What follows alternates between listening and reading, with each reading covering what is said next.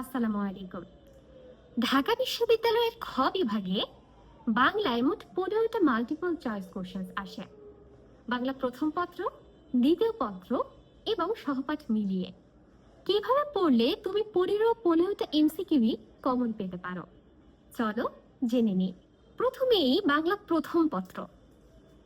এত এত গদ্য, পদ্য, আবার গদ্য কিংবা পদ্যের ভেতরেও এত এত পড়া। তুমি কি সব পড়বে? না, তুমি আগে প্রশ্ন অ্যানালাইসিস করো। দেখো যে বিগত বছরগুলোতে কিরকম কি প্রশ্ন এসেছে, কোন কোন টপিকস থেকে প্রশ্ন এসেছে। ধরো কবি পরিচিতি থেকে বিগত বছরগুলোতে একটাও প্রশ্ন আসেনি, তাহলে কি তুমি কবি পরিচিতি পড়বে? না। তুমি যদি সব পড়তে যাও, যেগুলো প্রয়োজনীয় সেগুলোও পড়লে, যেগুলো অপ্রয়োজনীয় সেগুলোও পড়লে, এত এত তথ্যের ভিড়ে তুমি কোনো না কোনো ভুল করতেই পারো। তাই তোমাকে সিস্টেম্যাটিক্যালি এগোতে হবে। কবি পরিচিতি থেকে প্রশ্ন আসে না, তুমি কবি পরিচিতি পড়বে না। শব্দার্থ থেকে প্রশ্ন আসে, ধরো তুমি প্রশ্ন অ্যানালাইসিস করে দেখলে, তাহলে তুমি শব্দার্থ পড়ো। যদি এমনও হয় বিগত বছরগুলোতে মাত্র একবার শব্দার্থ থেকে একটা প্রশ্ন এসেছে, তবুও তুমি স্কিপ করো না, তুমি শব্দার্থ সব পড়ে ফেলো। এরপর আসি মূল পড়ার ক্ষেত্রে। এই যে কবিতায় এত এত লাইন আছে, বিগত বছরের প্রশ্ন অ্যানালাইসিস করে দেখলে কখনোই এমন প্রশ্ন আসেনি যে এই লাইনটার পরের লাইনটা কি হবে। তাহলে কি তোমার কবিতা মুখস্থ করার দরকার আছে? না, আমি শুধু কথার কথা বলছি, কিভাবে প্রশ্ন অ্যানালাইসিস করবো বা কিভাবে বুঝবে কোনটা পড়তে হবে কোনটা পড়তে হবে না সেটা বোঝাচ্ছে। আবার তুমি দেখলে গদ্যের ভেতরে সংলাপ থেকে প্রশ্ন আসে, তাহলে তোমাকে অবশ্যই সংলাপগুলো ভালো করে পড়তে হবে। তো এভাবে তুমি দাগিয়ে দাগিয়ে পড়া গুছিয়ে নাও, সব পড়তে যেও না, স্মার্টলি পড়ো। বাংলা দ্বিতীয় পত্র। দ্বিতীয় পত্রের ক্ষেত্রে একটা হচ্ছে মেমোরাইজিং পার্ট, আরেকটা হচ্ছে গ্রামাটিক্যাল পার্ট। মেমোরাইজিং পার্টের ক্ষেত্রে সমার্থক শব্দ, বিপরীতার্থক শব্দ, এক কথা প্রকাশ, অনেক কিছুই তো আছে। তুমি প্রতিদিন কিছু কিছু করে পড়ো, একসাথে অনেক কিছু পড়তে যেও না। প্রতিদিন কিছু কিছু করে পড়বে, তারপর রাতের বেলা ভালো করে রিভিশন দেবে, আবার পরের দিন সকালে একটু রিকল করার চেষ্টা করবে, কিংবা রাতেও করতে পারো। তারপর দেখো কতটুকু মনে আছে, যতটুকু মনে নেই তুমি আবার সেগুলো দেখো।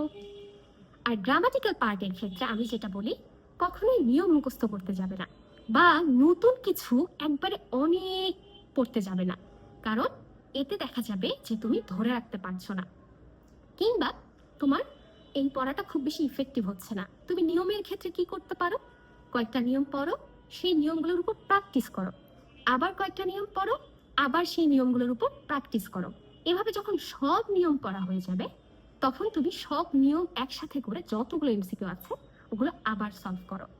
ধরো সমাসের ক্ষেত্রে দ্বন্দ্ব সমাস, দ্বিগু সমাস, কর্মধারয় সমাস, ধরো তুমি আগে পড়োনি, তাহলে তুমি কি একবারে পুরোটা পড়বে? না, একবারে পুরোটা পড়লে এমন হতেই পারে যে তুমি তাই তুমি ধরো একদিন দ্বন্দ্ব সমাস আর দ্বিগু সমাস পড়লে, তারপর দ্বন্দ্ব সমাস দ্বিগু সমাসের ভেতরেও তো মুখস্থের অনেক কিছু আছে, তুমি সেগুলো মুখস্থ করো আস্তে আস্তে। এমন ভাবে পড়ো যেন যদি তোমার ওই সমাসগুলো থেকে কমন নাও আসে, কিন্তু এরকম একটা প্রশ্ন আসলো যে নিচের কোনটি দ্বন্দ্ব সমাস, তবুও যেন তুমি পারো, কারণ তুমি বেসিক ক্লিয়ার করে পড়েছো। ঠিক এভাবেই বাকি যত টপিকস আছে তুমি কাভার করে ফেলো, এবং যেগুলো অপ্রয়োজনীয়, যেমন ধরো সংজ্ঞা কিংবা আরো অনেক কিছুই তো আছে, সেগুলো তুমি পড়তে যেও না।